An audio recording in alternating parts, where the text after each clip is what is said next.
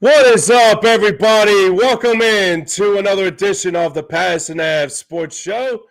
I'm your host, James Scorza, with you, and with me, as always, is a group of companions on an intriguing and also exciting time to be an Eagles fan. Exactly 24 hours away from now of Super Bowl 59. Joey Marks and Freddie Burns and everybody else on this jam-packed Super Show this morning. What's going on, gentlemen? Happy Super Bowl Sunday and exactly 24 hours from now. How are you guys feeling? Yeah, James, Super Bowl Eve. We are on the doorstep of another Super Bowl appearance by your Philadelphia Eagles.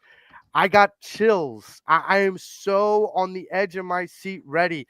But in order to get ready, I had to bring in my hype guy. I had to bring in Freddie Burns. I had to pull him out of retirement and bring him in to hype us up for this unprecedented game. Freddie Burns, how are you doing this morning, my friend?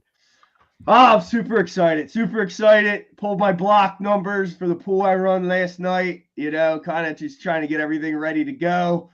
We'll watch the old Super Bowl probably tomorrow morning when we won. I'm just really, really excited. And I know as we were talking before the show, I'm just actually really grateful.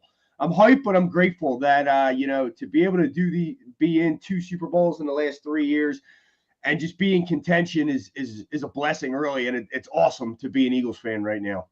No question about it. So the thing where I'm going to start right now, Fred, that I have to ask. So getting there, you talk about being grateful that they've gotten back to the Super Bowl 2 times in the last 3 years, this time at least. What do you think was the secret sauce for the Philadelphia Eagles to get to this Super Bowl this year? No doubt, the interior line, both offensive, defensive line. That's why they're there. They're winning in the trenches, and then to double down on that on the offensive side of the ball. Most importantly, they're committing to running the football. In a league that everyone says, "Oh, it's a passing league," I don't know that that's true anymore. Teams are moving towards running the ball. You saw the violence that the 49ers put on us, even though they passed the ball, but the violent running attack is what dictates games and really takes a lot out of you. And I think the commitment to that after the bye 2-2, the offensive line or the team went to, Nick and said, "Hey man, we got to run the ball." And a similar thing happened in 2017 when we were 1-1 coming off a loss to the Chiefs. They went to Doug Peterson and said, "Yo, Doug, we got to run the ball." And as much as everyone wants to call this a passing league, I firmly believe running the football and an emphasis on running the football wins games. And not only that, the Eagles have proven that you don't need to pass the ball to have explosive plays with a running back like Saquon Barkley. You can have explosive plays running the football. Yeah, absolutely. With this offensive line and that kind of a running back, that caliber of a running back, explosive plays can happen at any given point in time, whether it's through the quarterback throwing the ball or running the ball, or the running back being able to dink and dive and maybe even jump backwards on a hurdle. Uh, Saquon Barkley has made it clear that this is not, a Cinderella story.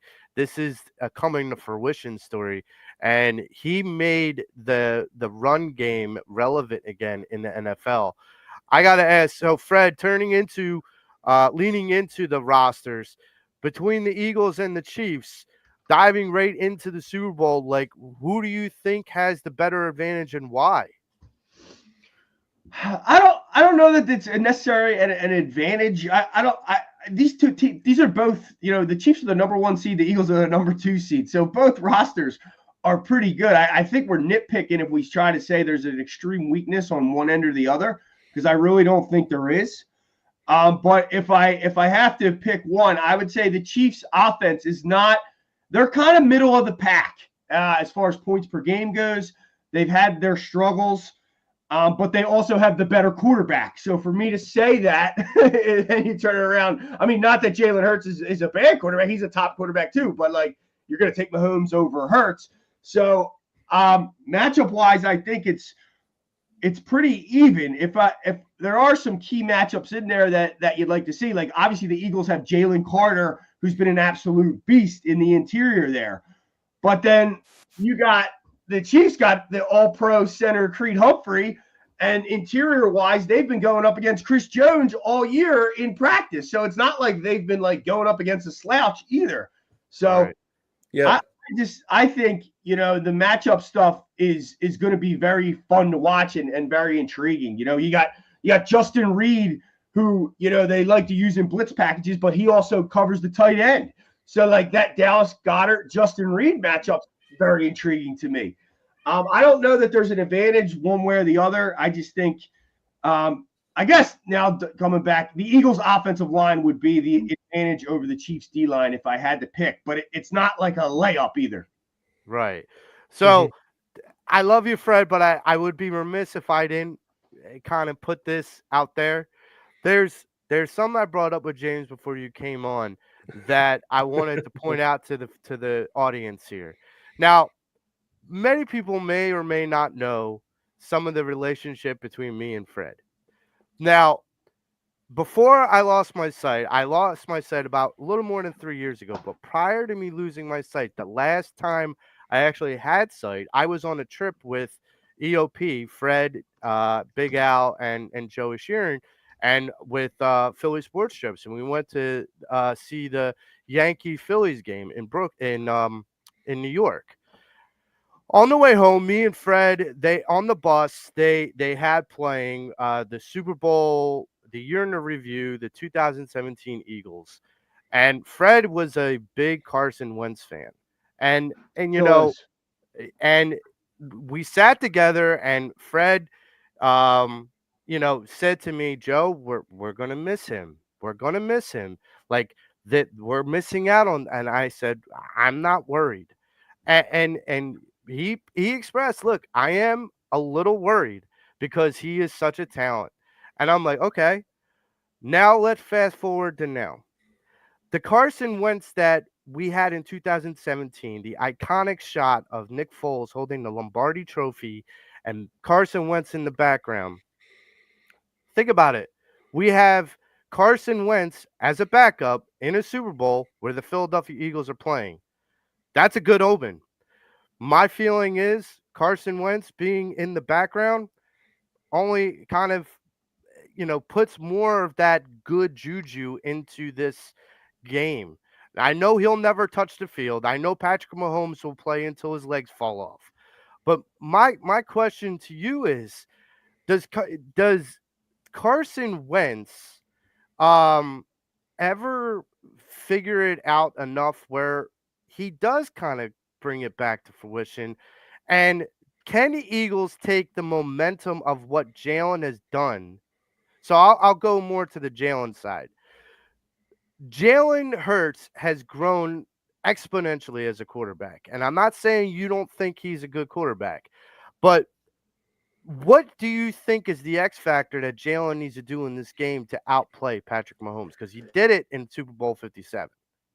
All right, you just threw a lot of stuff in that one question. Let's first off, you went from a day I had the where I post started. on. Hold on. Let me go. I just listen to you.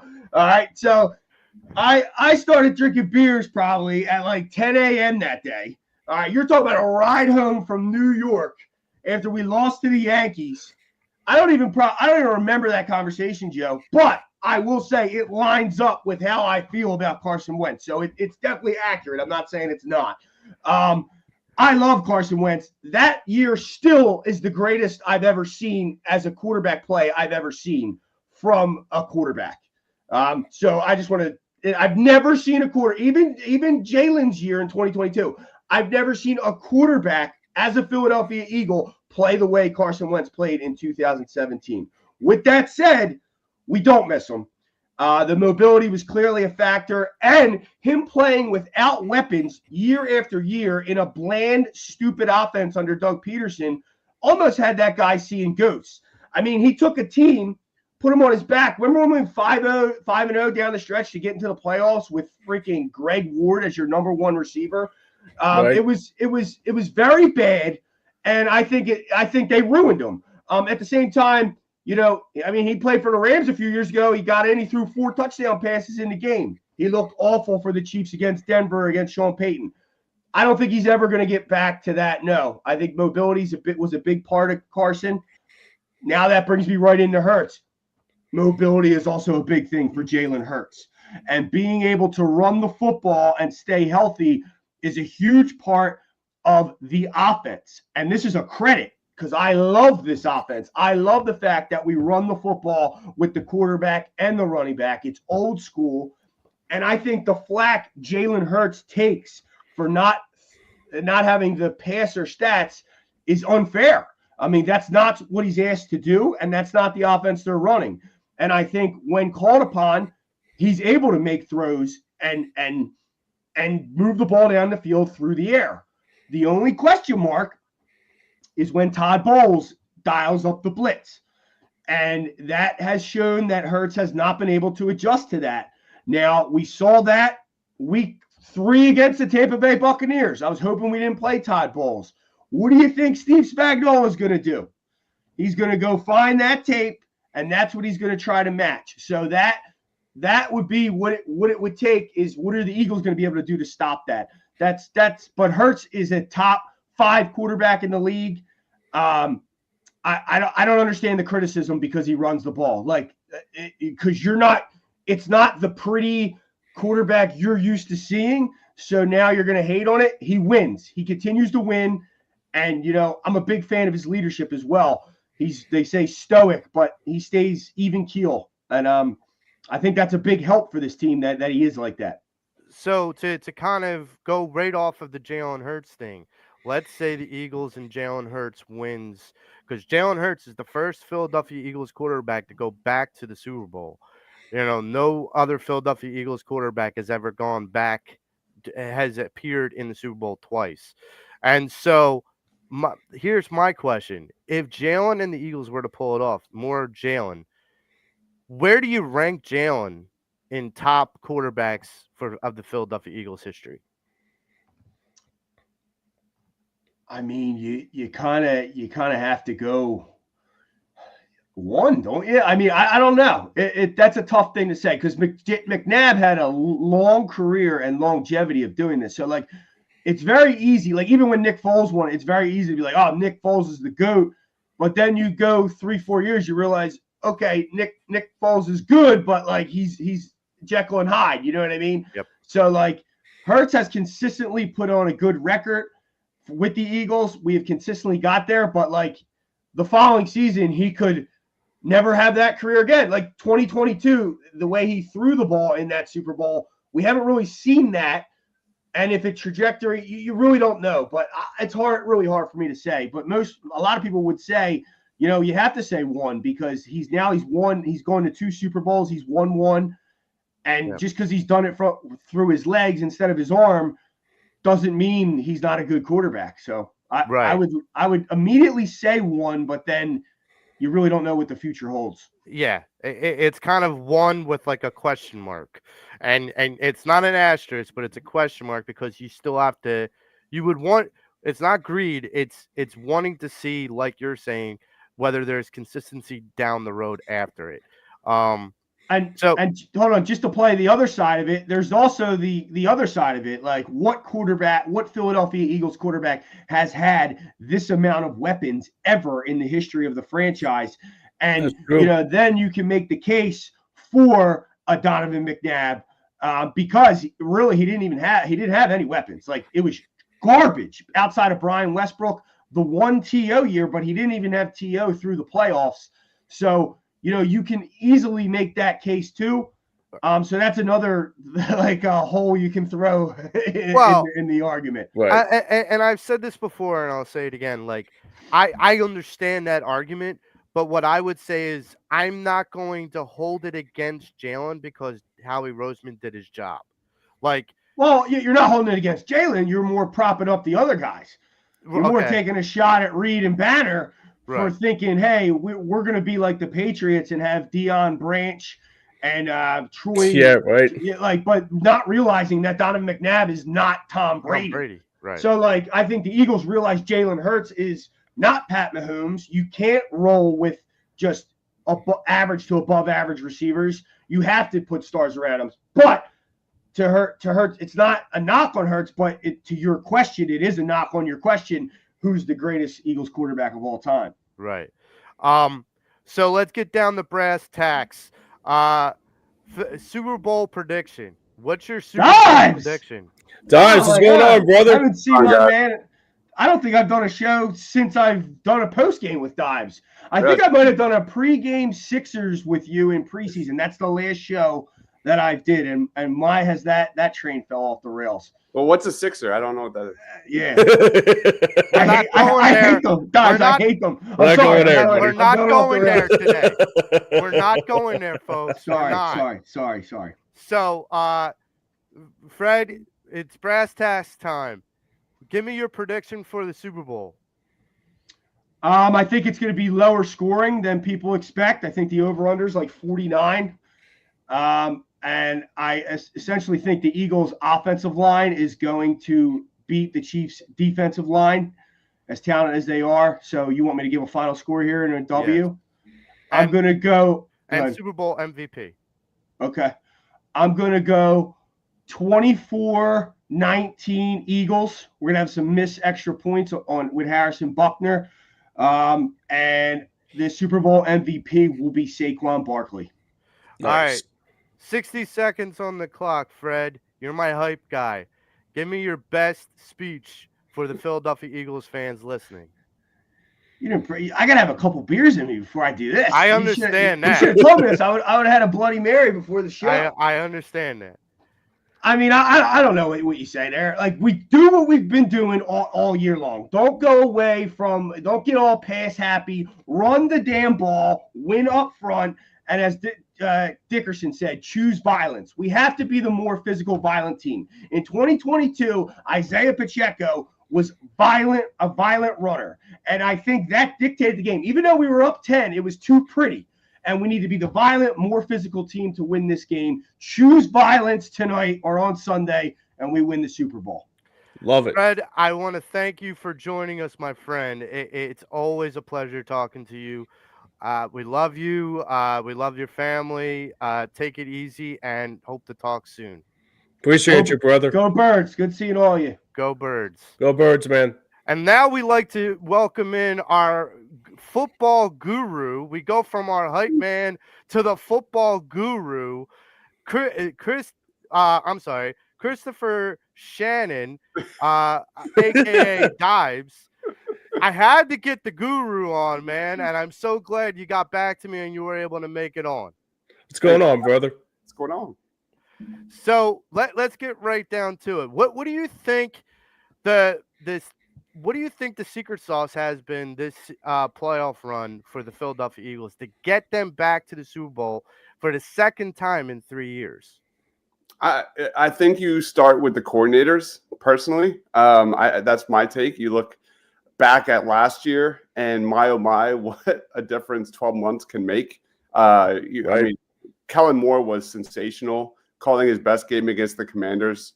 That was awesome. And if that's the same game plan you see in the Super Bowl, you got to like the Eagles' odds. The Eagles' offense scored touchdowns on 8 of their 11 offensive possessions against Washington. A lot of mesh, a lot of RPOs, a lot of sweeps with Dallas Goedert, and that's what we want to see going forward. On the flip side, Vic Fangio has been sensational, as we all know. Zach Bond, Jalen Carter, outstanding. Oren Burks, back-to-back weeks of very good football. Quinyon Mitchell and Cooper DeJean have completely transformed this past defense. You've got Nolan Smith playing his ass off. Jalen Hunt playing more snaps than ever. Josh Sweat kind of, taking a nosedive there with his consistency there. But outstanding coordinator is kind of my take. All right. So what position group or player do you think is going to stand out the most in this Super Bowl for the Philadelphia Eagles? Freddie already touched on it. For me, it's obviously Saquon. Can the Chiefs stop the Saquon Barkley train? That's where it begins and ends for me. You look at this Kansas City defense. Obviously, they're better than the Rams. Obviously, they're better than the Commanders. But I think they're somewhat overrated. in some respects that they've gotten somewhat carved up these last couple of weeks in the playoffs, talking about their run defense. You look at Saquon Barkley and this Eagles offensive line, when it comes to run blocking, when it comes to yards before contact, they're as elite as it gets. And you could make a case, is this the best run blocking offensive line in Eagles history? It's that good. There's still some issues with their pass protection, especially on the interior. But man, that's where the question begins for the Kansas City Chiefs. Can they stop Saquon Barkley?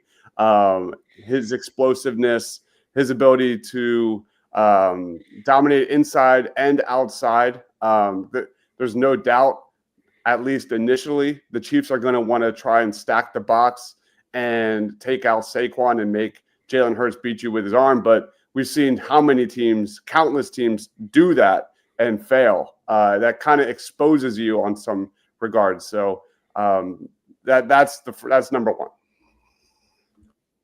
So my next question to you is this: which team, which roster, do you think is going to have the clear advantage? Well, I can't say clear advantage, but which one do you think is going to have an advantage on Super Bowl Sunday?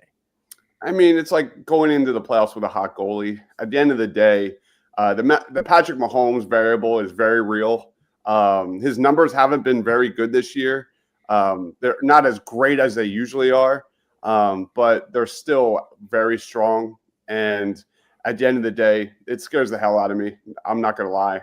His ability to extend plays outside of the pocket, the clutch gene, it is what it is. It's historic. And that's really the nuts and bolts of the Eagles. We talked about, can the Chiefs stop the Saquon Barkley train?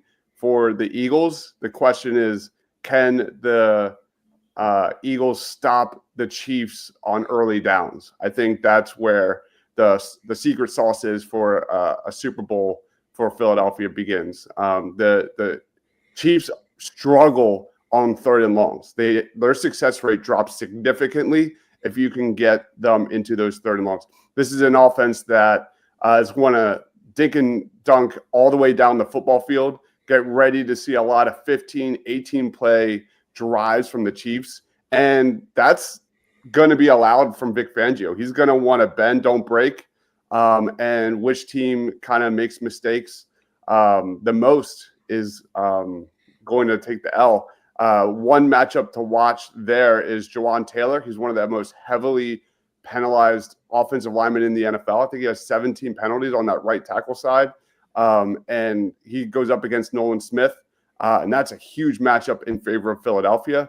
I think if you're comparing the rosters, it starts with Patrick Mahomes. He is every bit as great as he is. And then outside of that, I really like the Eagles everywhere else. I mean, Travis Kelce is outstanding, but I don't think we give enough credit to Dallas Goedert and how impactful he's been these last few weeks.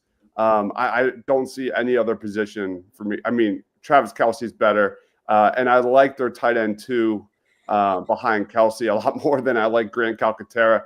This is a Chiefs defense that really struggles against 11 personnel. For me personally, I wouldn't have Calcaterra at all. I would run 11 personnel all game long. Keep Calcaterra on the bench. That's what that would. Yeah. So we talked about you talked about a little bit of the Chiefs, successes. Now talk a little bit more about like what their advantages are. Now talk a little bit about some of the Chiefs' weaknesses. What can the Eagles exploit to garner more of an advantage in this game?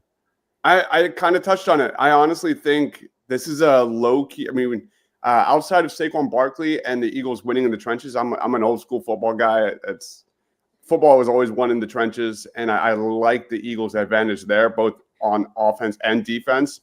Right. Outside of that, I really like Dallas Goedert's matchup in this, going up against their safeties and linebackers. This is a Chiefs defense that's allowed the most yards through tight ends in the NFL. They've done a pretty good job over these last couple of weeks. What they held Dalton Kincaid and Dawson Knox in the AFC Championship game to 3 catches for 20 yards. But yeah, that's what I'm looking at. We've seen Dallas Goedert having huge impact over these last few weeks, especially against the blitz. He's kind of been that safety valve for Jalen Hurts. We all know about Spags. It's more about quality than quantity. At some point in a big moment in Spags is going to roll out some exotic blitzes, and his numbers and chemistry between Hurts and Goddard have been outstanding in that area. So I think that is a huge area the Eagles could exploit. I think we could see over 100 yards for Dallas Goedert. Nice. Wow. So we've talked a lot about the players. Now let's kind of focus a little bit on the coaching. We both know that within coaching, both these teams have coaches that can scheme up things to frustrate the other. Andy Reid has already built his legacy. Nick Sirianni is trying to. But under both coaches, they have really good coordinators. My question to you is, if Nick were to win this Super Bowl, having gone to 2 and won 1, where would you put Nick's legacy, and where would you rank him in coaches in the NFL? I don't know about ranking the NFL. I'm not a big NFL guy outside of the Eagles, but I would absolutely lock in a heavy extension for him coming this offseason. I'm not going to lie. I was on the fire Nick Sirianni train. I wouldn't have brought him back this last offseason the way that collapse went last year, but you got to give him credit. I remember when they were reporting he met with Jeffrey Lurie and Howie Roseman, and they had a plan this offseason, and you have to call this arguably the greatest Eagles offseason of all time, the way they have completely reloaded the defense, going from worst to best. It's truly remarkable how bad the coordinator situation was. Now they have Kellen Moore, who's going to probably New Orleans, and then you have Vic Fangio, who I hope is like Jeff Stoutland, going to be here for a while, developing the youngest defense in the NFL and arguably the best. So you look at Nick Sirianni and his tenure here in Philadelphia. He's been heavily criticized. I think this is why I give the edge personally to the Philadelphia Eagles for the Super Bowl, because this is such a well-coached team. This team is angry. The Eagles are pissed off. It's all business. You saw them in that NFC championship game. None of them are celebrating. None of them. They are pissed off. They're an angry group. And for whatever reason, he might be quirky, he might be awkward, but they have completely bought into Nick Sirianni's game plan. And I go back to that aggressiveness with that 4th and 5 call to A.J. Brown down the sideline against the Commanders. I want that. I want to see a lot of no huddle. I want to see quick strike offense, aggressive offense. And the Eagles players love Nick Sirianni. His record speaks for itself. And if he wins the Super Bowl here, I don't think, similar to like Jalen Hurts, like these are two guys, player and coaches, that cannot be viewed in a negative light anymore. Because let's be honest, like in Philadelphia and outside of Philadelphia, it's a general negative outlook on both of those guys. Mm-hmm. So I think a lot of narratives change on Sunday. So let's get down to brass tacks. Your prediction for Super Bowl Sunday. So we do our prediction shows earlier in the week. And a lot of times, like, my gut feeling, my brain will change as the week progresses. I'm still sticking to my gut. I think the Eagles win 28-22, and it's probably going to be like a late touchdown by the Chiefs. So I think this is my gut feeling says Saquon's going to run all over the Chiefs. I think it's going to be an efficient game from Saquon. I think this is a Jalen Hurts game. I think this is a Jalen Hurts game where he comes out. I mean, he threw for over 300 the last time he was in the Super Bowl. I think we're going to see the same game plan as we did against the Commanders. I think he's going to get the ball out fast. And I think Jalen Hurts makes a statement. Him, A.J. Brown, Dallas Goedert. I think smash all the overs on the passing game for the Philadelphia Eagles. I think Jalen Hurts changes that narrative tomorrow. Super Bowl MVP. Yes. Okay. Jalen Hurts. 60 seconds on the clock. Give me your best hype speech for the fans that are listening. On defense, freaking run gap discipline, man. Don't break contain. Collapse the pocket. Keep Patrick Mahomes in the pocket. Don't get torched on those 3rd and longs. Wrap up. Play in unison like we've seen all year long. I'm talking about the defense and their tackling, and bracket Travis Kelce. Rush 4. Do not blitz Patrick Mahomes. They match up really well, defense to offense. For the Philadelphia Eagles offense, quick strike. Get the ball out fast.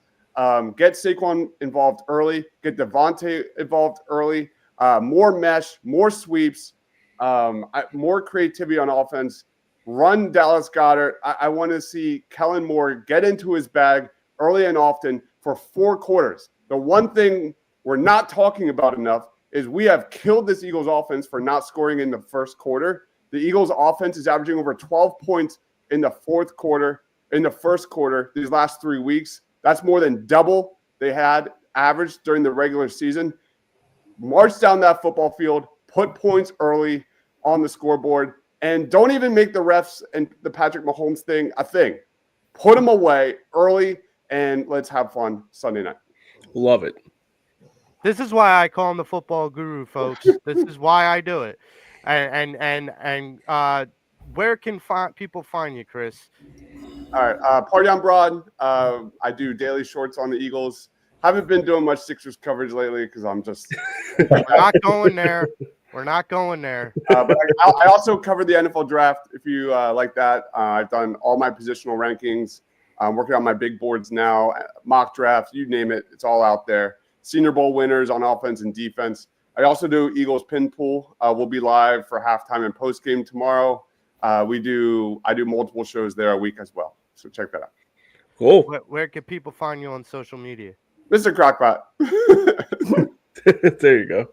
All right. There he is. Deebs, thanks for joining us, man.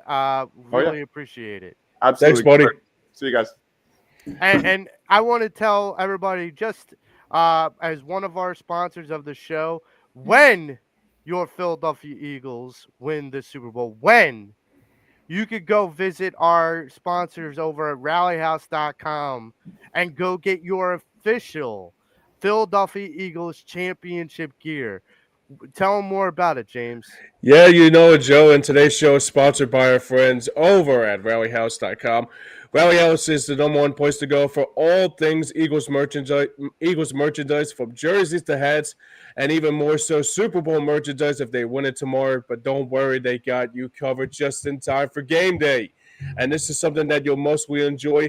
Now you can be the envy of your friends and viewers alike. But also you can scan that QR code at the bottom of your screen and score big right now at rallyhouse.com. That is at rallyhouse.com, and go Birds.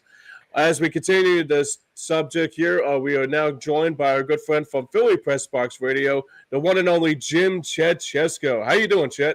Hey, guys. Good to see you. Happy Saturday morning. Happy Super Bowl Eve.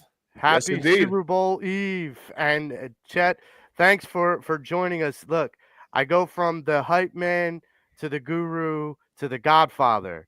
I have to get this guy on because he knows what he's talking about each and every time. Chet, I gotta ask, what was the secret sauce for the Eagles getting to this Super Bowl, second Super Bowl appearance in 3 years? What was the secret to the Eagles' success this playoff run? So many things. I mean, first of all, credit Howie Roseman to his offseason. Other than Bryce Huff, I mean, he pretty much nailed every move that he made. And that includes bringing in Vic Fangio as defensive coordinator, signing Zach Bond, and, of course, Saquon Barkley. I think, bringing Barkley in and then after the bye week, letting Barkley run wild behind that great offensive line. For me, that was the key, just letting Saquon be Saquon. Right.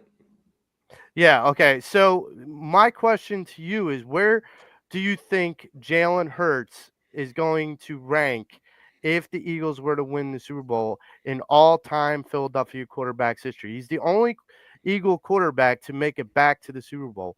Where would you rank him all time if he won the Super Bowl tomorrow? He's at least number 2, maybe number 1. I think I still got to keep Donovan McNabb in the top spot for now, just because of longevity and how many NFC title games at least he got. Who just got to the 1 Super Bowl, didn't work out in the end, of course. But yeah, Jalen getting to 2 Super Bowls in 3 years, and hopefully, probably, we think winning Sunday night would certainly make him at least number 2, and some people would put him right into the top spot. I'm going to put him at number 2 for now, and if he has a solid season next year, then I'll vault him up to number 1. So, speaking of history, if the Eagles were to win on Sunday, they would be the only NFL team to defeat 3 of the greatest dynasties in a championship game. The Green Bay Packers with Vince Lombardi, the New England Patriots with Bill Belichick, and if they win on Sunday, Andy Reid and the Kansas City Chiefs. Chet, can you speak on what that would mean if the Eagles were to do that? What does that mean for the franchise? What does that mean for the outlook? Do people start to look at the Eagles and take them any more seriously because they were able to do that? Well, first of all, it's pretty cool. I mean, you're talking about beating 3 of the best coaches of all time. Mm-hmm. Second of all, I want to clear something up. I was not at the game in 1960 when the Eagles. I did not start that rumor, Jim. I did not. I was alive, though. I actually was alive, but I'm just a little toddler. So, beating Vince Lombardi, then beating Belichick, of course, 7 years ago. And now we think beating Andy Reid Sunday night is, quite a feat, really.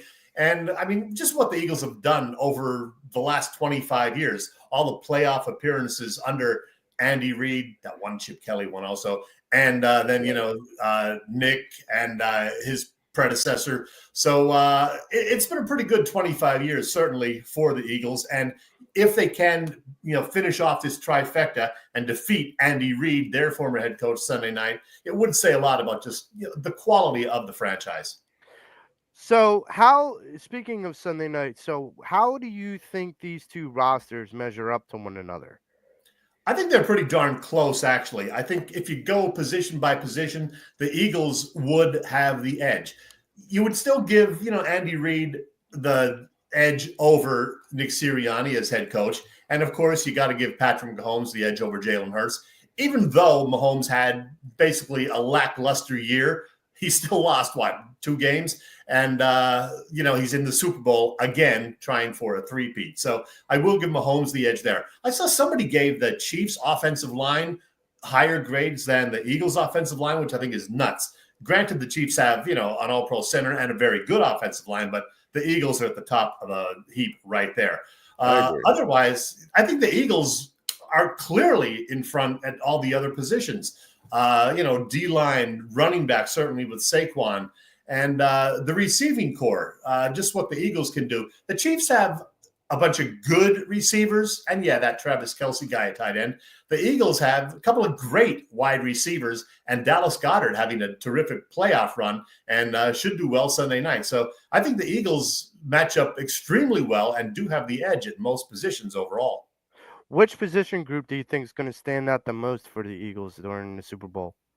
I think it's going to be the O-line. I mean, the O-line is just so damn good, and we know what Saquon can do. I think the Eagles are going to stick to that formula and grind it out. But they will also take some opportunities to throw the ball because the Chiefs are middle of the pack as far as pass defense. They do. I think Dibes also mentioned it. They do give up a lot of yards to tight ends. I think Dallas Goedert, I agree with Dibes. Goddard's going to have a big game. I don't know if he's going to get 100 yards, but I think he's going to have at least 5 catches, a couple of big ones, I hope. And Devontae Smith has played the Chiefs 3 times in his career and averaging right around 100 yards per game in receptions. So, look for Devontae Smith to get some work too. So run the ball with Saquon, and you can throw the ball when you have the opportunity too. There's a lot of opportunity, a lot of weapons the Eagles have that they can utilize. So we talk about the Eagles' weapons. Let's talk about what are the Chiefs' weaknesses. Like I said, middle of the pack pass defense. So although we do have Saquon Barkley, you can throw against these guys. So take advantage of that. Look for opportunities. Maybe come right out throwing because everybody's going to be so focused on Saquon. the first time you get the ball, maybe throw the ball 3 times in a row to, kind of catch them off guard. And, man, just run that little slant to A.J. Brown, too. You could do that all day, I think. I like what they did with Dallas Goedert in the game against the Commanders. A couple of actual runs by the tight end. That was pretty cool. So a lot of opportunities. Take advantage, though, of that middle-of-the-pack Chiefs pass defense. All right, brass tacks time. What's your prediction for Super Bowl Sunday?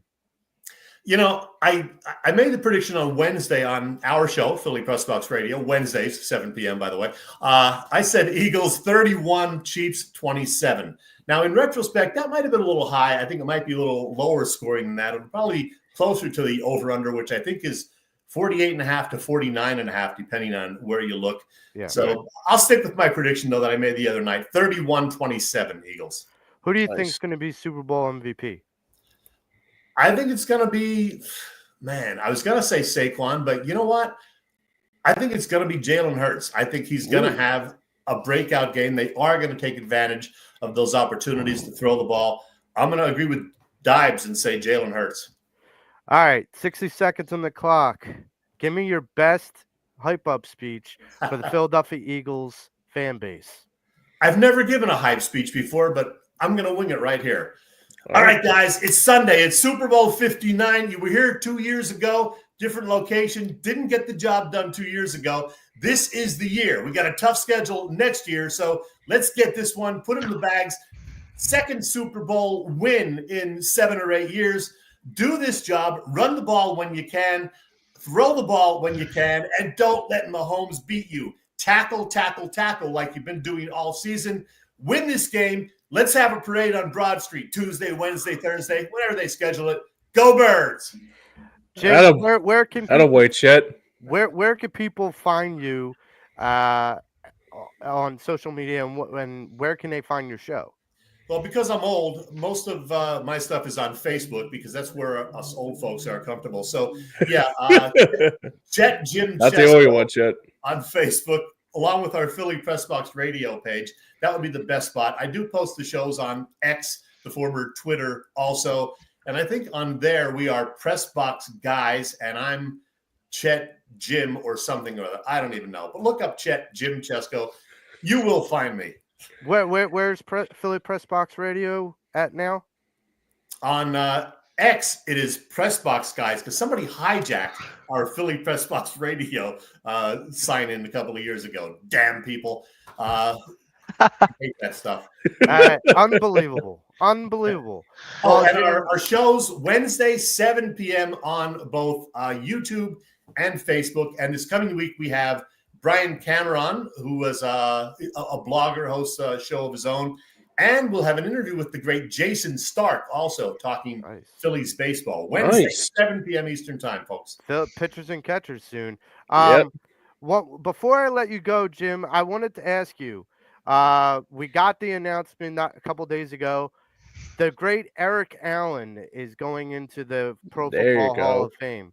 Let me ask you, watching Eric Allen yourself, what can you tell me about Eric Allen? Great cover guy, man. He was terrific and tied for the lead, I believe, in interceptions for the Eagles all time. Super guy also by all counts. Really, really long overdue. Just a terrific player and so happy to see him go into the Hall of Fame. And, he's going in the Hall of Fame this year. 7 years ago when Brian Dawkins went in, the Eagles also won the Super Bowl. So I'm expecting a repeat this year. A Super Bowl win and then a Eagles DB going into the Hall of Fame the following August. Yeah, it all sounds amazing. There's a lot of good juju going on for the Eagles this Super Bowl to give us a little bit more of an advantage. Jim, I want to thank you for coming on. Hope to talk to you soon. All right. Thanks, Jet. Take it away, buddy. Yep. And now we are joined by the man, the myth, the legend, Mitch Kofsky. Not Mitch Koff. Mitch Kofsky. Are we going to do this again? No, we are not. We're talking Eagles, not Flyers. So Quinyon Mitchell. Got it. Yes. We're switching from Mitch Koff to Quinyon Mitchell. Mitchell Mile over here. Anyhow, Yeah, back on Mitchell track. Quinyon Mitchellkovsky. Back That on the works. rails. that works. So Yeah, man. How you let- doing, bud? I'm doing good. How you doing, James? I know you've been under the weather. Yeah, just I'm holding up, man. Just holding up for the most part. Good. Pulling a little bit of a Michael Jordan. Sorry I never got back to you with the Flyers coverage and all that, but I mean, Dude, the Flyers are the last thing on my mind right now. well, yeah, right, right. to give a short plug for everybody who's watching, yes, we're focusing on the Eagles, but join me and James later tonight for Third Line John Flyers post-game show on Stream Punk Entertainment right after the Flyers game wraps up tonight. And Will I score a goal? and then after that, we'll go to the Super Bowl. Exactly right, brother. Yes, yeah, and then we turn our attention. And also we knock down Crosby one more time until we're blue in the face too. We'll knock down yeah. Mahomes tomorrow, and we'll knock down Cindy Crosby Thank tonight. you. Yes, yes. You just said the magic word, Sidney Crosby. Oh, Well, okay. well, I mean, Mahomes and Crosby are kind of like the same kind of thing. What the difference is, they always kiss the ref's ass. They're hate the face kind of thing. Yeah. Yes, yes, they are. But You're goddamn right. But so here, let's get down to it. So, Mitch, the Eagles are in the second Super Bowl in the last 3 years. What's the secret sauce in your mind that got the Eagles to this point? It's just the talent and the chemistry that we have. Because you look at Jalen Hurts, you look at his progression, you look at the offensive line, specifically the offensive line, and how it's been consistent throughout the years. And then the playmakers we have, and Nick Sirianni, you gotta give him a bone here. Even though I would like Dives, I wanted him gone this offseason. Right. I was done with the rock, paper, scissors. I was done with the Flowers. But it's just a consistency and a chemistry for me, most likely. Yeah, we could throw Nick Sirianni under the bus for a lot of really questionable comments on. I think the other thing too is that if he wins the Super Bowl, we probably have to give him a bouquet of flowers, like a lot of them. No, I will deliver it. I would too. Gonna man, I I will there's anything wrong with that. Like think the whole 1-800 city will come Flowers? over here. Like Just, 1-800 Flowers will have like an inundated. Who is this Nick Sirianni guy, and why is he getting like 16 dozen roses? Like, what the hell? We're giving him his flowers, damn it, both literally and figuratively. Figuratively and literally, you guys are Super Bowl guys. Yeah, are Super man. Bowl, I mean, look, yeah, the flower better be blooming on Sunday. I'll tell you that right now. yeah, But, exactly. You know, what my question to you, Mitch, is what do you think when you compare these two rosters? Which one do you think has the most advantage and why? It's this one. When you compare the Chiefs, what are you talking about? The Chiefs and Eagles? Just one, because we were talking about the think so, Super Bowl yeah. in the past. Okay. Yeah, it's everything but Mahomes. It's just everything on this team constructed, right? I mean, it's just like we have no holes on this team except for Jake Elliott. But I'm just saying here, this is the best team we've had going up against Patrick Mahomes. He has never faced Saquon Barkley. I'm going to say that again. He has never faced Saquon Barkley. And once you have him, that dynamic of a running back, it's a GG. It's a game over from there. So every aspect. Yeah. What player group or player position do you think is going to stand out most on Super Bowl Sunday for the Eagles? I'm going to go with the offensive line. I'm just going to go with the offensive line of them creating spaces for Saquon Barkley to run through for, just to protect Jalen Hurts. But it's up to Jalen Hurts to throw the ball away, and it's for him not to hold on to the ball too long and reading the field. So I'm going to go with the offensive line on this one. Nice. What do you think the biggest weaknesses are for Kansas City that the Eagles can exploit on Sunday? The biggest, I just got to go with their offensive line, because once you go up against Jalen Carter, Jordan Davis, and our edge rushers, I don't know how they can hold those guys. I really do not. It's going to be the defensive masterclass from Jalen Carter, especially. So Jalen Hurts is the first Eagles quarterback to go back to the Super Bowl. If the Eagles and Jalen Hurts were to win on Sunday, where would you rank Jalen all time? I knew this was coming because I was not a big Jalen Hurts fan as soon as he got to the Oh, I roster. know. That's why I'm asking you. So Hey, I put if Freddie Burns in the corner when it came to Carson Wentz. So I don't forget, dude. Yeah, if he wins this Super Bowl, it's got to put him above Randall Cunningham, I would think, Yeah, right? I would Because think he so. won the Super Bowl, he's coming back. He'll be 1-1 in the biggest game possible. So you got to put him up there. But Nick Foles, however, he's still 1-0 in the Super Bowl. He hasn't lost. So got to put Nick Foles there. Okay, so now we go from the quarterback to the coach. Nick Sirianni, as you brought up before, was so highly scrutinized earlier in the season and even last season. Mhm. My question is, if the Eagles win and Nick Sirianni wins, what is that outlook for how people view Nick Sirianni, especially yourself or the Eagles fan base, the national media? What is Nick Sirianni's viewpoint? Where does he rank as far as NFL coaches if he were to win on Sunday? If he were to win on Sunday, and after being in the Super Bowl a couple years back, you got to put him up there with the upsilon, man. You got to put him up there. He may not have like the best plays out there. He may not look pretty, but he knows how to win, which is actually pretty shocking knowing the history of Nick Sirianni and where he came from. So I like it from Nick Sirianni. You got You to mean put him Mount up there. Union, the thing he keeps mentioning every other press conference? That Mount too. Union. That too. Yeah. It's like, all right, dude, we get it. Like a D3 school, we get it. We understand. Yeah. Where's But Kelsey when you need him? Where's Jason Kelsey when you need him? Like, yeah, seriously. Yeah, where's Big Dom when you need him? Isn't he the Nick Sirianni babysitter? Well, this I might mean, be that's true, but keep in mind, Big Dom might be the Knicks.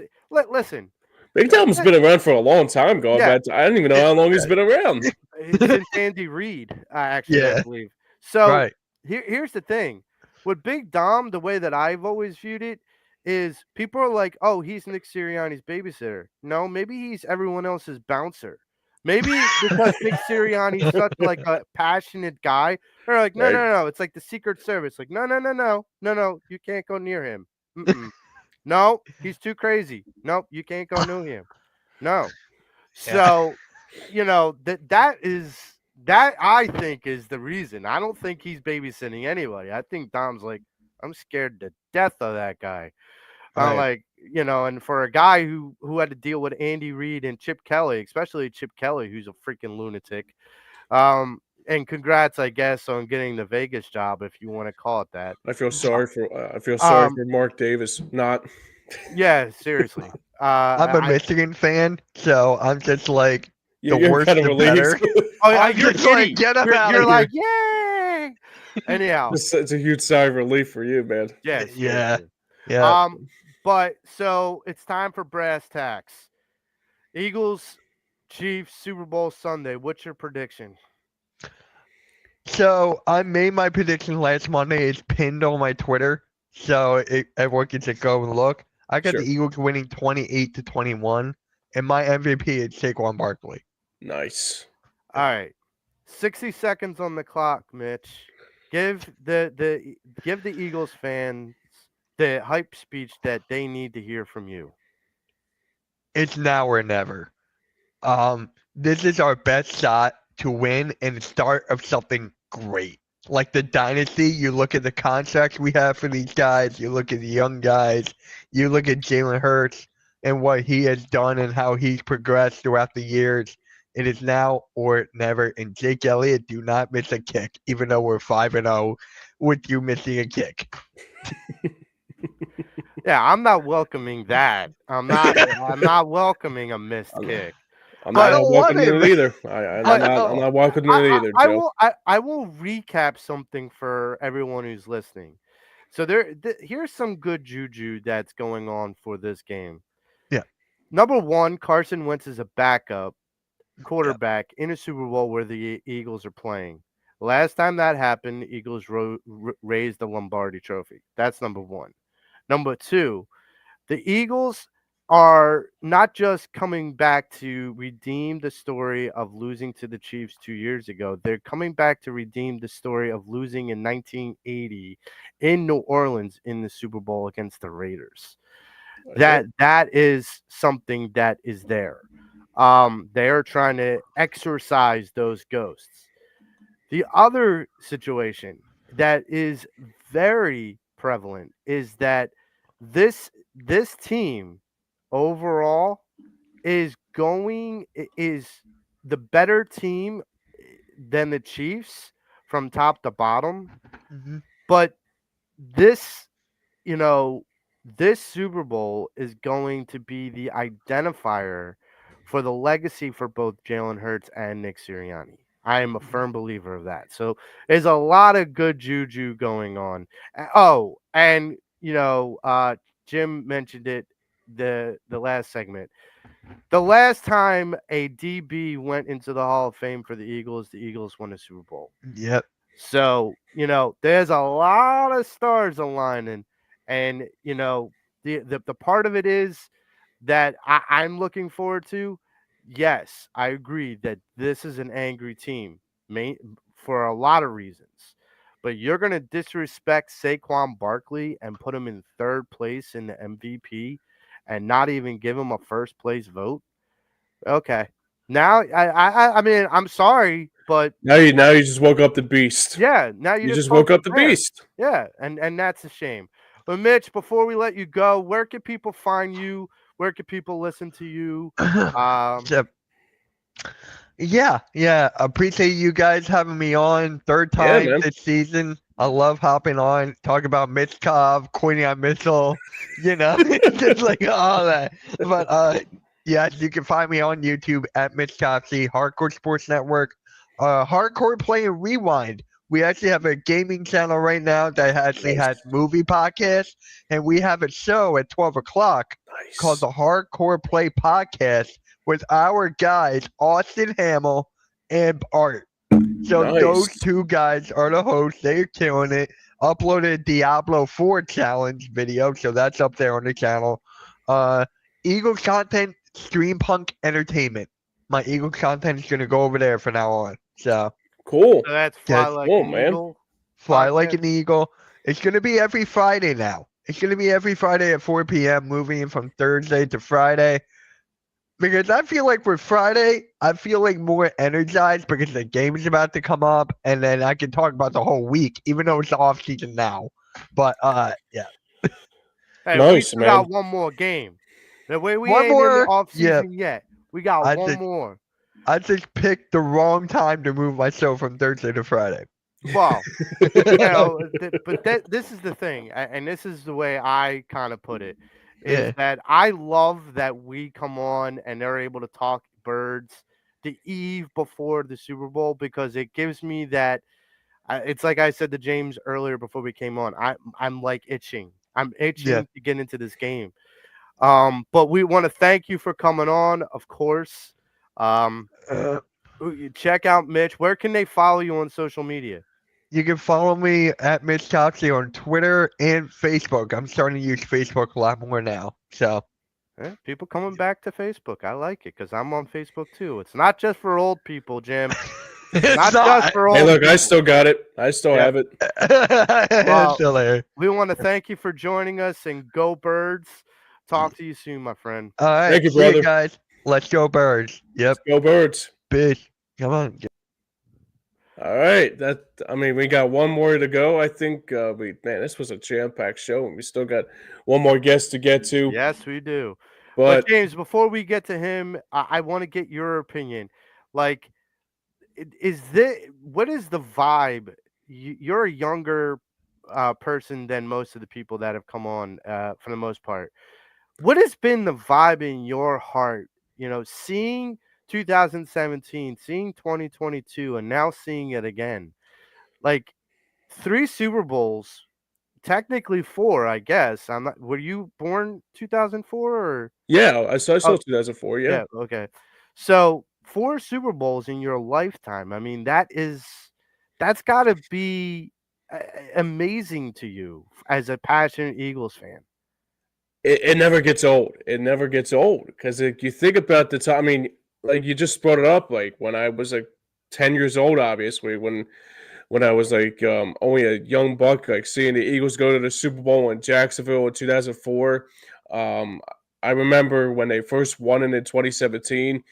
And believe it or not, it was actually a good year because that was the same year I started working with you guys. Obviously, we started to continue to make the show into something and make it into reality. But the one thing I was really, really intrigued about it too is that this is actually becoming like a normal for me now. It's like I wouldn't say the new norm because if they win it, maybe it will turn into a new norm. Right. But it's like I've been so blessed to see so much great positivity. Even like when I was a kid, like I only probably saw like 1 or 2 bad or 3 bad years as an Eagles fan, like '98 with Ray Rhodes, and then last year's with Chip Kelly. But at least we're not like the Cowboys, we're not we're not bad as Dallas because I mean it's just maybe it's just something that like hey, I mean 2 championships in my lifetime and probably looking for my third is some people never see one ever in their lifetime. And it's amazing to think that like younger generations are becoming more diehard Eagles fans and like Jalen Hurts fans and Saquon Barkley fans. And I'm just so ecstatic about it, man. It's so it gives you like even yesterday, like down in my basement and I'm listening to music and I'm just getting so amped up. Like I'm looking forward to this matchup because it's like 2017 felt like it was a long time ago, but I wanted so bad is because I've been going through so much stuff in the last 3.5 years, going back to what happened with my personal life and also what's been going on and all that. But this is something that we need, and I think whoever is going to be. I mean, I'm going to probably get emotional tomorrow because I'm going to keep my tears in check for today. But the one thing I would say this, Joe. Like anybody who's out there is going to go out there and celebrate this game tomorrow. Have a blast. Have at it. And also remember, Dallas sucks, but we still rule. Yes, and before we move to our next guest, one thing that I will say is it kind of goes back to what Freddie Burns said in the beginning of the show. Mhm. It's you're grateful, like Yeah. we're grateful, and it's not cocky, it's not arrogance, we're grateful because our parents probably told us about that time and that era between 80 and 2004 where there wasn't much of anything, and I could tell you that all the time. being grateful that we have an organization that is always competitive, that is it gives me a lot of pause because I know that it could be a lot worse. We could be the Detroit Lions, we could be the Minnesota Vikings that never sniffed the Super Bowl. We could be those guys and we're not, and we're blessed. And I echo what you're saying about like enjoy tomorrow. Yeah. Well, I always say too, this is something that I run a dialogue that I've been going through ever since the Eagles won their first one. I was like, it's kind of like a scenario that Fred Shearer has, like win today and walk together forever. Yep. Win today, like tomorrow wise, but win today and earn it tomorrow. Yep. Well, is our next guest on yet, or? No, he hasn't. Okay. He hasn't come up yet. Here's my question to you. My next question to you: what do you think is going to be the difference in the game? What do you think is the secret sauce for the Eagles to win tomorrow? It depends on one thing. I mean, well, it's going to be two things because that first half is going to be a little bit close, obviously. But I can tell you right now, this is going to be what a game that I see Saquon Barkley go right down the field. That was where, like, you could probably see where the end zone is and go end zone to end zone, like coast to coast for a touchdown. But I will tell you this, Brandon Graham, if he's playing tomorrow, he's going to be looking for Patrick Mahomes, and I think he's going to go out with a bang too.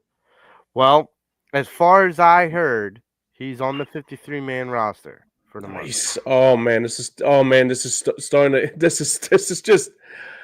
Oh, dude, this is going to be so great. Now, my God. understand something with the energy. Now, I listened to the morning show when Brandon Graham came on the day after he got hurt. And the emotion that comes out of a guy who gives it his all. Like, we talk about what Philly's made of. We talk about what this community is made of. That player, Brandon Graham, he not only identifies with it, he amplifies it. He takes it and puts it in full display. He puts it, and it's. I agree with that, and I take it one step further. Him and Jason Kelsey are like those guys that are like, this is my world. Like, this city and this team are my world. So for those people who are like, I wonder who Jason Kelsey's going to root for. Well, he's not going to root against his brother because that's blood. But he loves this team. He loves this city. Right. Like, that's not, you can love two things. Two things can be true at the same time. He loves both. So he's allowed to kind of be like, I'm going to root and I'm going to watch a great game. He's not going to pull Kevin Hart and try to run down on the field if the Eagles win the Super Bowl. And even if he did, I'm sure his boy Lane Johnson will bring him over for a real big bear hug. I understand that, but like, this is a guy who's going to love this game because he loves this team. Yeah, Frank Fennec is going to join us in just a couple minutes. Okay. So, go ahead. No, I was gonna say. So you're gonna ask me a couple more questions since we got a couple time on our end. Let's give another plug to our great sponsor over at RallyHouse.com. If you are ready for Super Bowl Sunday, if you're ready for the parade next week when the Eagles win the Super Bowl, go to RallyHouse.com. Get ready. I'm going to be posting a bunch of stuff on my social media after the Super Bowl goes final to get all that gear out to you guys. Go get your gear. Go check out rallyhouse.com. Tell them more about it, James. Yes, today's show is also sponsored by our friends over at rallyhouse.com. Rallyhouse.com has the number one place to go for all things Eagles merchandise. From jerseys to hats, don't worry, they got you covered just in time for this important game of the season. And now this is something that you'll mostly enjoy. Now you can be the envy of friends and viewers alike, and also you can be the envy of also Super Bowl Sunday. You can scan that QR code at the bottom of your screen and score big right now at rallyhouse.com. That is at rallyhouse.com today. Little known fact, you can scan that QR code, you can put your order in, and you can go and find your local Rally House store and pick up your products today. So go check out rallyhouse.com. Get yourself, like James said, be the envy of your Super Bowl party. Go get your Saquon jersey. Go get your Brandon Graham jersey. Go get your Jalen Hurts jersey. Go get your Zach Bond jersey. Listen, this team is ready in so many ways. I think the fan base is ready. And, you know, my next question to you, James, would be, what is the Chiefs' biggest weakness that the Eagles can exploit tomorrow? Hang on a sec. I'm just texting Frank to see if he got the link. So hang on a sec. So, you know, keep in mind, folks, that like in the grand scheme of things with the Eagles game and Chiefs game tomorrow, yes, we get it. They have Patrick Mahomes, but unless Patrick Mahomes is going to put on his cape for 60 minutes, I feel like this favors more the Eagles. Yeah, so I'm sorry for can you I don't know. So what do you think, James, the biggest weakness for the Kansas City Chiefs is that the Eagles can exploit tomorrow?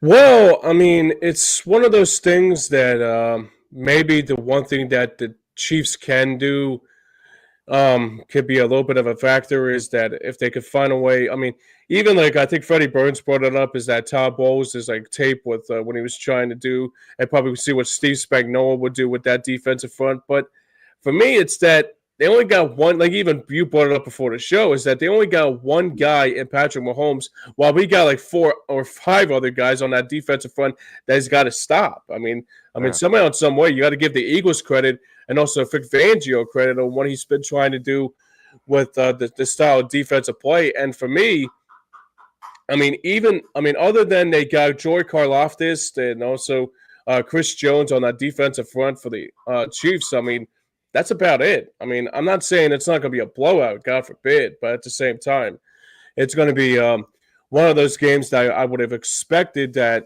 I mean, it's going to be close at first, but I think towards the end of maybe towards the second half and also going into the fourth quarter, I think like the Eagles will. I think the Eagles will take control will control the clock and also make sure that Mahomes doesn't get another possession. Yeah, see, here's the thing. I'm not taking the Chiefs' defense for granted. You know, Nick Bolton in 2 years ago had a really good game against us. They have Tranquil. They have really good secondary. I'm not saying that they're better than the Eagles' defense. They're not, but they are quality, and they have to be. Have gotten this far. They have to be, but this is the difference.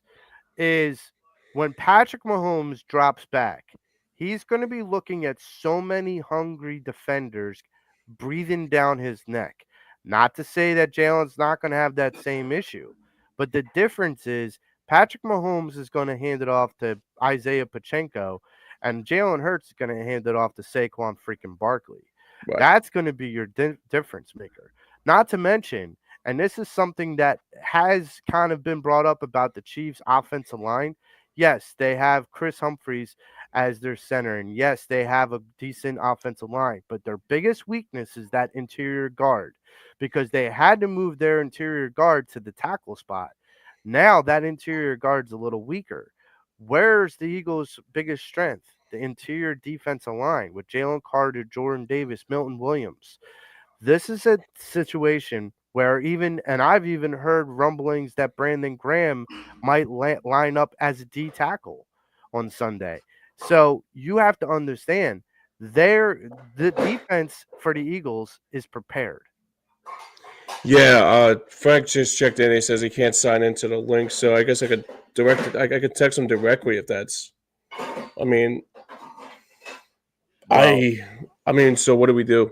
we just keep moving forward. We'll get Frank on hopefully next week after a Super Bowl. Just tell him we'll talk to him soon. But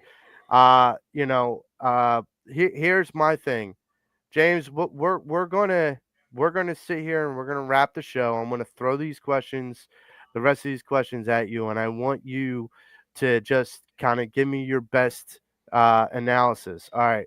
So if Jalen Hurts wins on Sunday, where do you rank him all time?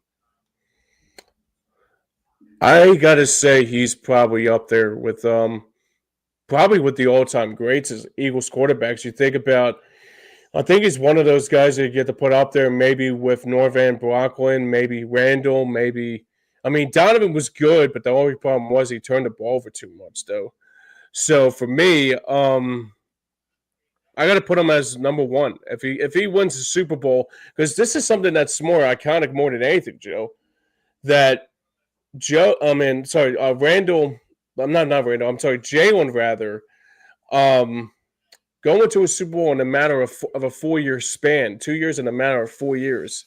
Nobody ever does that. I mean, even like the players like the Roethlisbergers and even more like the other players in between, even like a Tom Brady and X, Y, and Z. I mean, I'm not saying that. I mean, hopefully down the road he will be up there with Brady and Mahomes in that same category. But if he wins this, he might be probably one of the Eagles' all-time greats. I gotta say number one more than anything. Here's my take on this, and I've when I made the question, I gave it a long, hard look at like where I would rank him. Honestly, I'm like what Fred said. It's hard to put him at one when you have Donovan, who's done so much for the team, and it has to do with the roster. I mean, Donovan did more with less. And if Donovan would have had like guys like AJ Brown and Devontae Smith and Saquon Barkley, Dallas Goddard, like sure, and the offensive line. I mean, Donovan had a good offensive line, but you can't say that Freddie Mitchell is the equivalent of a Devonta Smith. You can't say like a Todd Pinkston is the equivalent of an AJ Brown. Right. You can, there are a lot of differences, but I would rank if Jalen wins this game. I would have to put him at 1 only for one reason. Because he's already showing and projecting that this isn't like a fluke. Because everyone could have said 2022 was a fluke. They got lucky. You know, and I heard this before this playoff started. I heard this.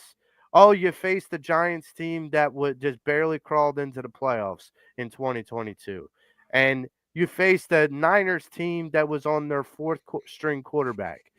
You got to the Super Bowl, you got lucky.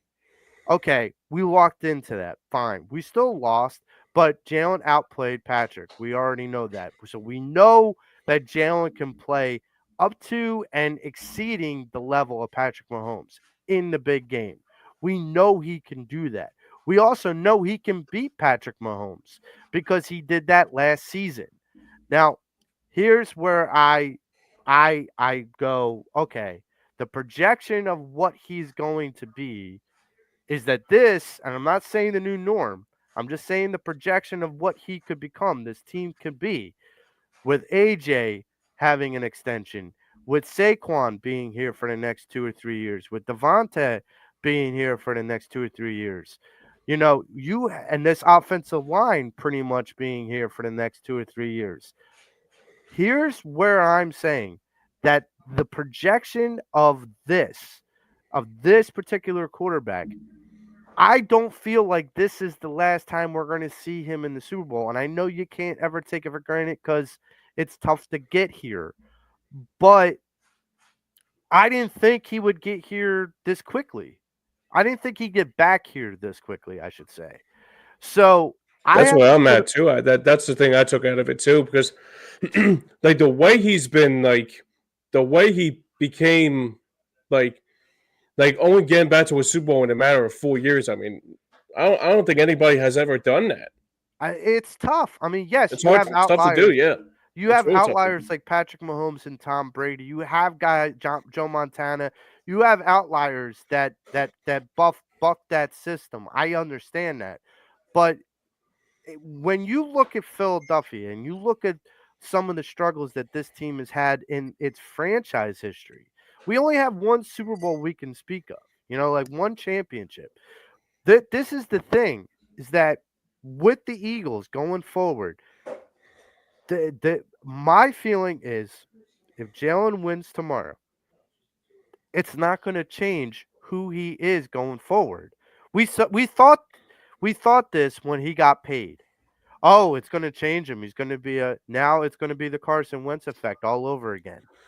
And it wasn't. And that's why I bring up what I bring up is this guy mentally is stronger than what everyone else gives him credit for. And Freddie Burns brought that up earlier. Is Right. that the people that give this impression that because Jalen Hurts isn't putting up 300 yards passing every game, he's an inefficient quarterback. That's not true at all. He's a more efficient quarterback because he has more ability than most. He can run, he can throw, he can, you know, he's starting to get the understanding in his fifth year as a starter. He's getting the understanding of how to read defenses and how to, lead his team. You know, people and I thought saw it this way too. People call him a game managing quarterback. I want to change that narrative. And I want to change that narrative and put a stamp of approval on it at the end of Sunday when he wins and raises the Lombardi Trophy. Yep. I want to change it from game manager to field general because that offensive line, Saquon Barkley, those receivers, that team, they follow him. They follow him into war. You know, I think both Deebs and Freddie brought it up. Violence. The Eagles this year seem to be more violent. War is violence. And my feeling is this team, these players, they become more violent because they want to play for each other. And they get that notion from their quarterback because every quarterback, they say wide receivers are divas, but quarterbacks are more. They are more divas than any other player on the roster, except Jalen. Because when Saquon was signed, he didn't get, in an uproar like, great, I'm not going to get, my stats are going to get cut. Like, great, why are you hiring a good running back? You don't have faith in me? Like, he didn't get all bent out of shape. He basically looked at it like, okay, you're giving me Saquon? Okay. Like, are you okay with that? And in Howie's perspective, he's like, yeah, I'm okay with it. I signed him. Like, yes. So my feeling is if Jalen wins tomorrow, he will be the number one quarterback in Eagles football history not because of that one win, but because of the potential projection of what he could do in this city going forward. He's already done things that other quarterbacks in this franchise history has never done. They never gone back to a Super Bowl. He's doing stuff with the mobile game for a mobile quarterback that Cunningham didn't even do. Like, that's saying stuff. We had Michael Vick, Donovan McNabb, Randall Cunningham. We had mobile quarterbacks. But for Jalen to be doing things that those guys didn't do, that says a lot to me. One of the next questions I have for you is I want to get down to your prediction. I want to get Okay. down to brass tacks. I want you to tell me what you think is going to happen tomorrow and why. This is the same game that I've marked down on my calendar for the last couple of years or so, that this is a game that the defense is going to make a big stop on Patrick Mahomes, and I think this is going to be the biggest key here. Like I said early on, the first half is going to be a little bit shaky. It's going to be a little bit like back and forth, like kind of like helter skelter a little bit. But the only thing I will say about this, that second half, Saquon Barkley is going to go off, because I can remember a long time ago up in New Orleans, as what my background looks at, that there was another player that on the opening drive or the opening kickoff, and Jacoby Jones with the Baltimore Ravens set it to tone for the second half, and after that, it was all over. So for me, Saquon Barkley is going to go in that second half, and he's going to run down the field and become loose. Saquon, say gone. And I think that's going to be the big thing that the Eagles are going to take out of it. But the one thing that I would take out of it too, not just Saquon Barkley is going to give the Eagles momentum in that second half. I'm going to see a defensive stop too. So for my final prediction, I don't think it's going to be close, but I think it will be a little bit too close to comfort. But I see the Eagles winning it 28-20 Birds. We're going down Broad Street. Let's get it. 60 seconds on the clock, James. Give the Philadelphia Eagles fans out there your best hype speech. All right, let me get my voice clear up a little bit. Remember what got you here. This is a game that doesn't take any prisoners. This is a team that you need to show what you're made of.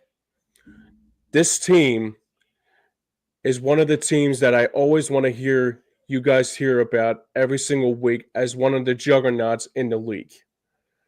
All I hear about is Kansas City and the three-peat and Taylor Swift and everything about that nobody could stop Patrick Mahomes. Well, screw him. Screw him. This is your time. This is your time to play to what matters the most. And that is a confident Super Bowl trophy down Broad Street. This is something that you're made of. In the words of the great Gene Hackman would say, focus on fundamentals, going over time and time again. But the best thing about it, too, if you can try to do the best and the envy of trying to be the best you can be, we're going to be winners. And before we go any further, Frank Finnegan checks in before we go any further. So, Frank, I know we haven't gotten a chance to chat with us, but thanks for chiming in. But the last thing I'll say about this too, this will be our new norm. And the last thing I'll say about it too, this is our time to show what we're made of. Well, good morning, boys. Mr. I- Finnegan. I finally got the technical difficulties straightened out. I was really, because I'm not home and I didn't have another device to verify, so it was giving me a really hard time. Well, I'm glad you were able to join us. Well, we went from the hype guy in Freddie Burns, Okay. to the football guru in Christopher Shannon Deebs, to the football godfather in Jim Chetchesko, Yes. to the man, the myth, the legend, Mitch Kofsky. Right. And we finish with the wisdom, Frank Finnegan. Well, I'm glad I could get in on time. That's it makes me happy. So, Frank, I will start with this. The Eagles are back in the Super Bowl for the second time in 3 years. What do you think is the secret sauce for the Philadelphia Eagles to have gotten here? To have gotten here? Yeah. Well, I don't think it's any secret sauce. I think it's just a team that committed itself to just playing the game the right way. I think that Vic Fangio has had an incredible impact on this defense because, I mean, how do you go from worst to best in 1 year? They're very focused. They're very focused. And it was like they were bringing briefcases to New Orleans. They weren't bringing beads. They were going there to do a job, to finish their work, and everything you saw them do this week was all about business. There was no clowning around. I don't sense any nervousness from them. I just think they're a very focused team. They're really difficult to beat. They've proved that this year. And I think they're going to really make us happy Sunday. I mean, I predicted this weeks and weeks and weeks ago they were going to be in this position. Now, I will ask, when you compare these two rosters, which team will have the advantage on Super Bowl Sunday? Well, the Eagles have the advantage in almost every single position except for quarterback and head coach. And that's simply because Sirianni hasn't done it. I think Sirianni is a good head coach, but not the way that Andy Reid is. Sirianni to me is more of a CEO coach than he is a hands-on, let me do the play calling kind of coach. And apparently he has found the right mix of coaches to make this work, where last year it was an utter disaster. What position group do you think for the Philadelphia Eagles do you think is going to stand out the most on Sunday? Offensive line. Yeah, offensive line. I look at. I mean, we all know how good Kansas City is. Okay, but Kansas City this year is not Kansas City of the last 2 years. They really won on the skin of their teeth by a lot of games. Okay, and to get into this position now against a team that is really stacked the way the Eagles are stacked, I think it's going to show their flaws. And I mean, games like this show flaws. And the beginning of the season, Kansas City was really good again. They were really stout against the run for the first 13 games. But since that point, and up until then, they were second in the league. But from that point on, through the playoffs, they're ranked 29th against the run. This is not a good recipe for them with Saquon Barkley carrying the ball for us. I think it's going to be their undoing. I don't think this game is going to be as close as everybody is predicting. I don't think it's going to be a one-score game. I think it's going to be tight in the first half, and just like the Eagles have done to every other team they've played this year, they're going to blow them away in the second half, and I don't think the game is going to be as close as the score will indicate. So my question to you now is, you brought up Nick Sirianni and Jalen Hurts. So on Right. both fronts, we'll start with Jalen. If the Eagles and Jalen were to win on Friday, if Jalen is the first Eagles quarterback to go back to the Super Bowl. He's Right. the first Eagles quarterback to do that. If Jalen were to win on Sunday, where would you rank him all time? In the Eagles lore, Yeah. too soon to say. Even if he wins it, it's too soon to say. Because, I mean, you can't say Nick Foles was our all-time best quarterback just because he won a Super Bowl. You have to give the nod to Donovan McNabb because he was the winningest coach or winningest quarterback in Eagles history. However, if he pulls this off, if Jalen Hurts pulls this off, it definitely vaults into number 2 position, I think, in the team's history. And if Howie Rosen pulls his magic and gets that gentleman from Cleveland to come here next year, you're looking at 2 years from now them talking about us three-peating because that's what will happen. And that's why we call him the Wisdom, folks, because he keeps on top of everything going on. Yeah. But so my next question would be about Nick. So if Okay. Nick were to win, with Mhm. all the criticism and scrutiny that he's been under both this year and last year, and quite frankly, since he's gotten here, Oh yeah. If he were to win tomorrow, where would that put Nick in the conversation of NFL coaches? Well, in the conversation of NFL coaches, he's still, I mean, after 4 years, he's still kind of a novice. He will have passed the normal shelf life of coaches because most of them don't last more than 3 years. But he will fix himself here as a 10-year fixture. And he will have the 10 years to prove how good he is. And with this squad, he's going to win for the next 3 years minimum. He's going to have 10-win seasons minimum for the next 3 years. They're going to be in the playoffs every year because right now the Eagles have the second youngest team in football. So as long as they can keep together the core of this team, which, by the way, is signed for the next 2 years, he's going to win. Well, you hang 20 more wins on his 25 more wins on his record. You're starting to talk about a chance of being the Eagles' all-time winningest coach. He'll surpass Andy Reid.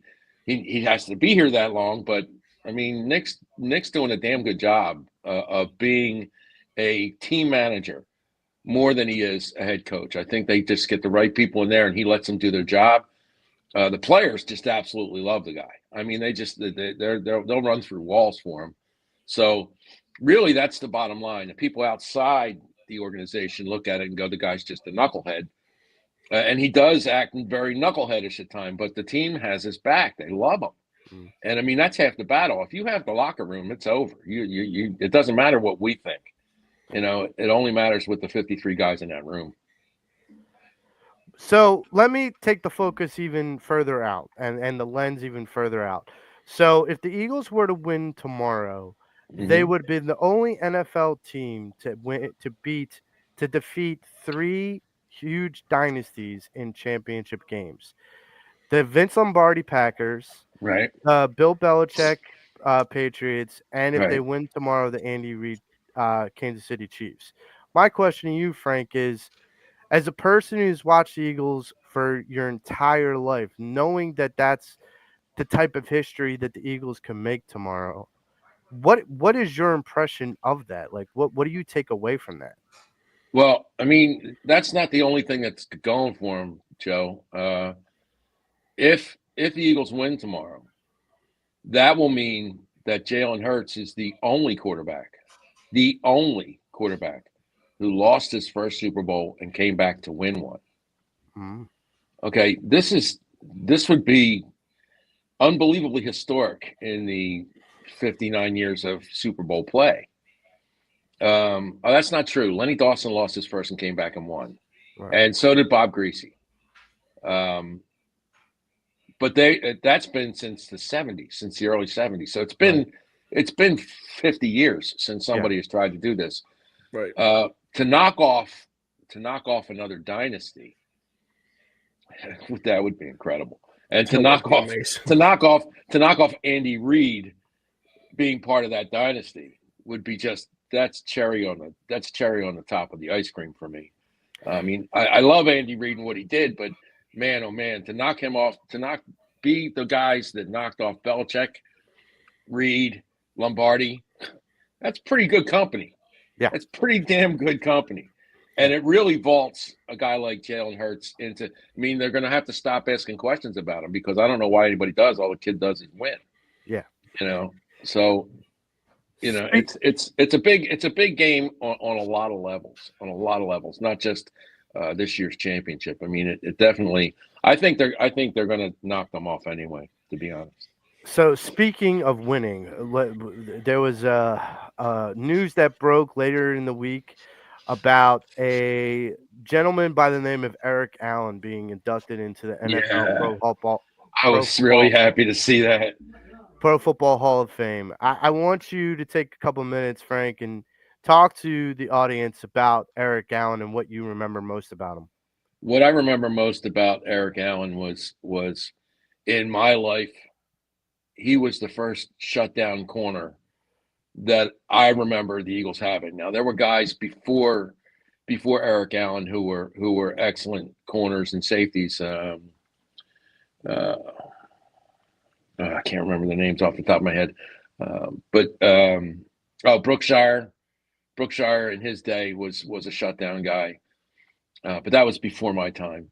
But Eric Allen was really special. He was really a really special player. And you really all you have to do is go back and YouTube his videos from his early career in Philly. And, he was part of that Norman Brayman purge, too, that lost us all those players. And the Eagles should have kept him. He should have been another lifetime Eagle, and he got away from us and had a pretty damn good career in New Orleans when he was finished. Yeah, he deserves to be in the Hall of Fame. He really does. He was a special guy. And he was a special talent, and quarterbacks just didn't want to throw over to that side.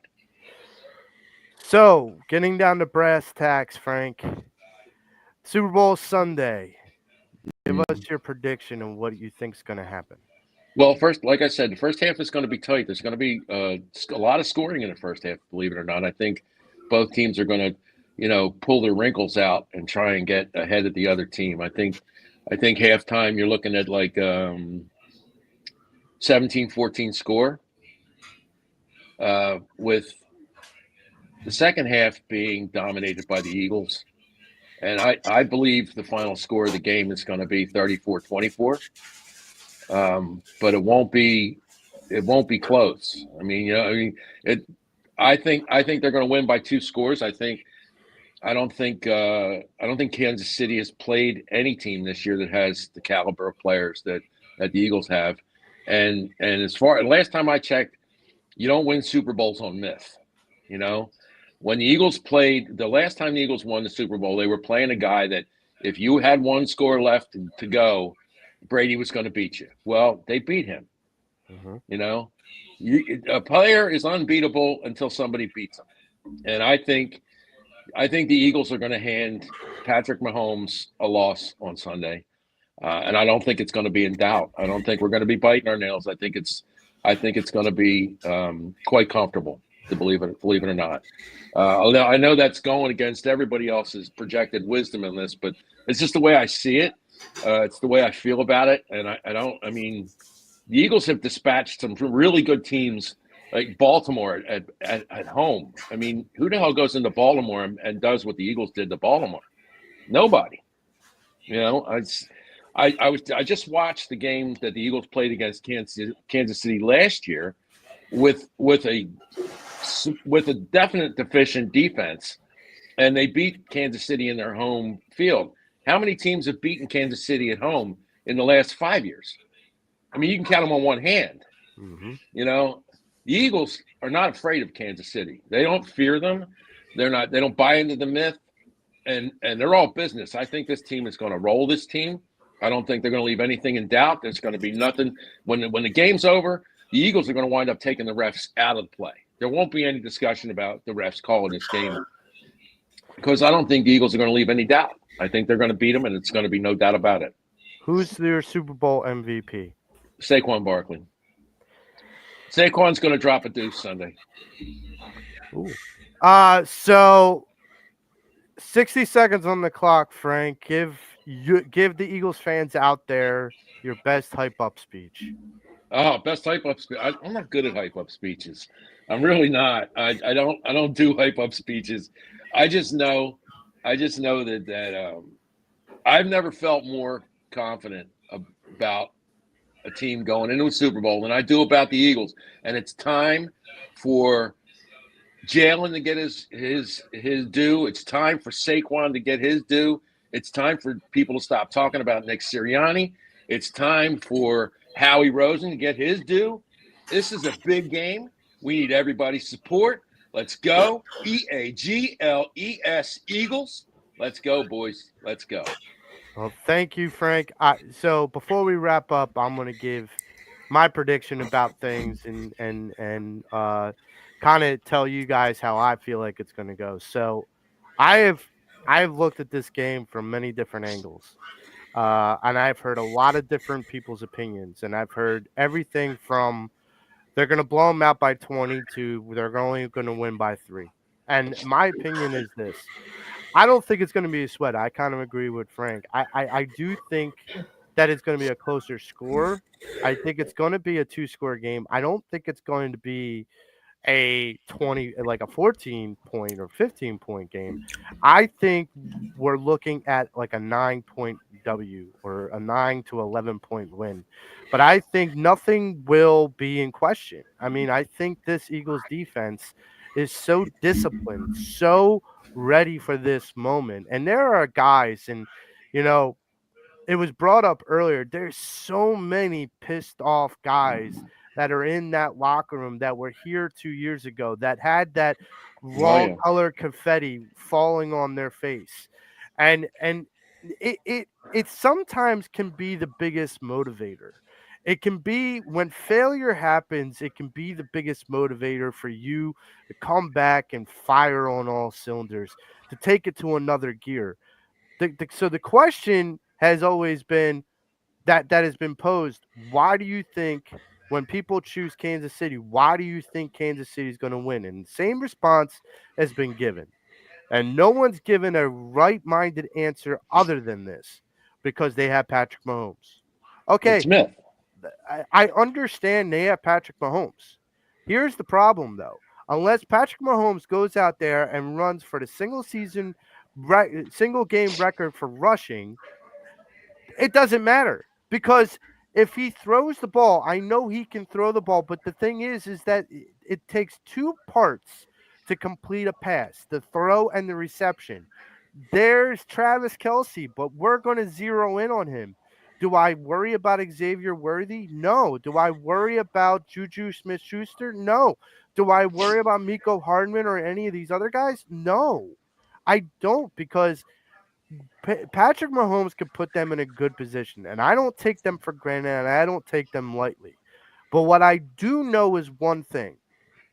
This Eagles team is more prepared than any other Eagles team I have seen going into a game, and that's not just including Super Bowl.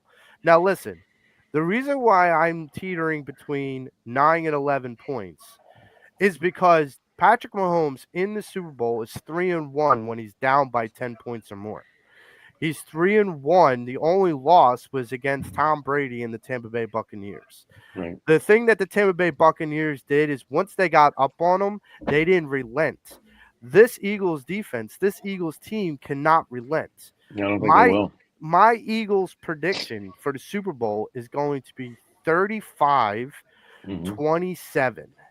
I am going to leave it there because I feel like even at 8 points, even if there was a 38-27 difference in the score, it would be a field goal that would have been kicked earlier in the game, not later. My feeling is, and this is my hype up, this is my message to all you Eagles fans. This is what I want to get clear. We left something behind in the desert. And what the Kansas City Chiefs don't realize, what Chiefs Kingdom doesn't realize, is we left something in the desert that we are going to reclaim. We left it behind, but we're coming for what's ours. And it doesn't matter if you think you're going to have this superstar quarterback that's going to just walk in and walk out with a ring. Just because Taylor Swift's not going to get a ring on it, don't mean that Patrick Mahomes is going to get one either. This is the way it's going to go. The Eagles are going to go in. They're going to dominate like they've dominated every other team in the playoffs. Everyone who sat there and said, well, they may not beat the Packers because they're hot. Done. Checkbox checked. The Rams are coming in, and they might not beat the Rams because, Matthew Stafford is a possible Hall of Fame quarterback. Checkbox check. Beat the Rams. The Commanders come in as the hottest team in the NFL with the biggest, shiniest toy out there in Jaden Daniels. And the Eagles knocked the living hell out of them. Checkbox checked. The next victim, because like Freddie Burns said, there will be violence on Sunday. Oh, yeah. The next victim of the Philadelphia Eagles is the Kansas City Chiefs. And we will reclaim what is rightfully ours. And we will parade down Broad Street, whether it's flurrying or what. And we will say, instead of the Penn State adage, we are Penn State, it would be, we are the champions. And that will be the message walking down Broad Street. That's what I got for everyone out there. And I want to thank everyone. I don't disagree with any of that. I want this game to start. Now, I want to thank everyone who has joined us for this super show. We couldn't have done it without any of you. I want to first thank Freddie Burns. I want to thank Christopher Shannon Deebs. I want to thank Jim Chesko. I want to thank Mitch Kofsky. I want to especially thank Frank Finnegan. I want to thank James. You've done a stellar job this season. You've done a stellar job today. I want to thank you for doing all the producing and everything. I want to thank each and every one of you Eagles fans that's listening to my voice right now. And I want your voice to be as loud and as echoing wherever you are, wherever you're watching tomorrow's game. I want you to put your all into supporting this team because they're going to put their all into beating the living hell out of the Kansas City Chiefs. My name is Joe Marks. That's Frank Finnegan, James Scores, and we are the Pattison Ave Sports Show. Go Birds. Go get the trophy. Let's get it. Go Birds.